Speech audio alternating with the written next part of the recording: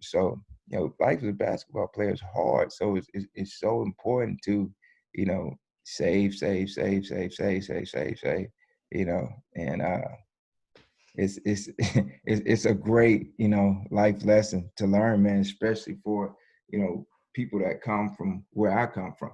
Mm-hmm. You feel like, man, I owe these people they was there. That's why I love to see, what LeBron does with his guys. Mm-hmm. He's not saying here's a handout. It's like, nah, I'm gonna open some doors so you can get your own thing started. You know what I That's mean? man. Ooh, it's this whole concept of I mean, again, you take mom and siblings, whatever. That's different. But as far as like when you start stepping outside of that realm of your network, it's like I might not be able to just float you or fund your lifestyle. But what we can do is we can put you in a position in which, like LeBron, one of y'all is my agent.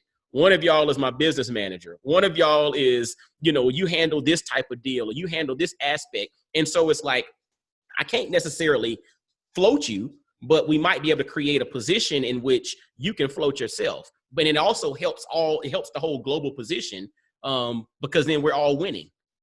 That's right. And now we become more powerful. Yes. We become more powerful because you don't have to lean on me anymore. You know what I mean? You carry your own weight. You're gonna build even more relationship. So are you, and then it's gonna all come together, and we're gonna be able to do even more. I looked at, it's funny. I read a lot about guys. That's one thing the guys have now coming into the league, especially young. They understand that they are a business, they are a brand. They understand that they have these, social media platforms where they build those brands and create those brands, and it's all strategically done. Absolutely. I took a social marketing class this semester just so I can learn about these things to help Will Avery Basketball Academy in the future. And every tweet that goes out from LeBron is strategically tweeted. Yes. The time, when, everything is done. That's strategically done. And I was reading an article on his group with Blaze Pizza. Yeah, absolutely. They all combined, they joined in together to invest $1 million. And it was a funny thing because when they did it, LeBron was endorsed by McDonald's, making $6 million a year. So he, due to his contract, he couldn't push another food industry at that time. That's right. Yeah, That's right. so he couldn't promote Blaze Pizza, but now that $1 million is worth $35 million. So of course, Broad didn't re-up with McDonald's. Absolutely. And when you think about it, when you like, oh man, McDonald's gonna pay me, $6 million. You just jump to that. Okay, jump to that, and then you look at it like, you know what though? What if I invested and push my own food product? And that's what they've done. And now he's gonna make a whole lot more money, with Blaze Pizza than he's gonna make from endorsing McDonald's product. So these guys, they know the business a lot more than we did. We didn't come behind guys that were doing this thing that were everybody just focused on the court. It wasn't social media or anything, but these guys are building these brand and and becoming business owners very quick. And I love to see it. And so what you're gonna have less players going broke. That's a blessing. Because what in the statistic that says something like 75% within like 3 years are dealing with some type of financial hardship or something. Definitely. Yeah. Wow. Definitely.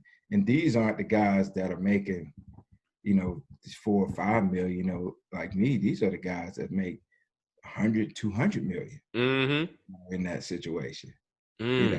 Wow. And which is like, I always hear people say, oh man, how can you do that? How can you go through that money? Well, if you're in that life, it's easy. Yeah. You're playing for the Lakers and you're living in California, highest state taxes, the cost of living is higher, trying to keep up with the Joneses, take home. Man, I'm gonna tell you, it's funny you say that because I was listening to, I think it was actually he came after you would do Jason Williams.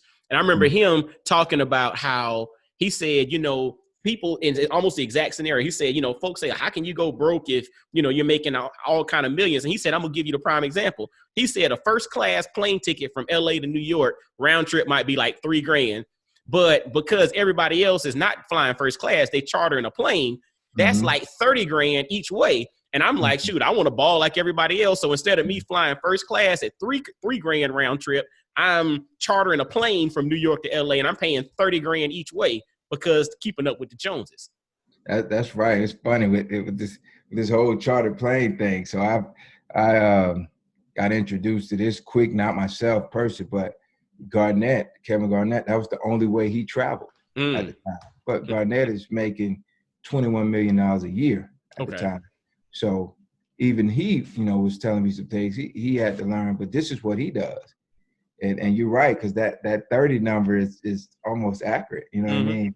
Garnett spends 300 grand a year. And he said with that 300 grand, he gets 25 flying hours. You know, 25 hours. And so he says every year he puts away 300 grand. You know, he's saying his hours will roll over, but every year he puts 300 grand. So he's always got that plane, you know, ready when he need it. But it's still 300 grand. For 25 hours. For 25 hours. I mean, you that stop he never uses. Yeah, 25. So like you said, if you did LA to New York back and forth, that's 10 of those hours. That's right 10 there. of those hours right there. Yeah. Yeah. So, oh my gosh. I mean, but again, it's the whole notion of the environment that you're in. You know what I'm saying? It's kind of like when, you know, you're hanging out and doing this and doing that, and you go and you hanging out with this crew and everybody's doing bottle service and this and that and whatever. You know, you're just like, look, that's what they're doing. That's what I'm supposed to do. I'm an NBA player. I'm supposed to do VIP this. I'm supposed to fly private, or I'm supposed to wear this type of clothes or drive this type of car because, and it's like the notion of the stuff is supposed to match your title or your status. Yeah. And something's going to get you, whether it's you like to dress nice, so now you want the best tailor. So now you got this tailor flying in. They give you these packages. Okay, I'm going to give you, you know, 10 suits for 10,000. All right. You do that 3 or 4 times that year, maybe. You got 30 suits because, you know, at that level, you don't want to wear the same thing twice. That's it. Right? It's real. Then you got to go get the best shoes, you know. So you go spend another $500 to $1,000 on a pair of shoes. And it starts to add up. Like you say, you're at the club, you want bottle service, all right? And you want to bring your friends, but they can't afford that. So guess who pays for it? That's it. You pick up the bill, give them all their own hotel room in a 5-star hotel. And before you know it, you know, you flew them in for a weekend and went out and you spent another $10,000. You know? And you don't think about it. Like, again, and I appreciate you, you know, kind of opening up about that, because a lot of times, you know, folks who are not in that world, the first thing in their mind, oh, they stupid, man. Look, man, all you got to do is give me this and I'll be fine.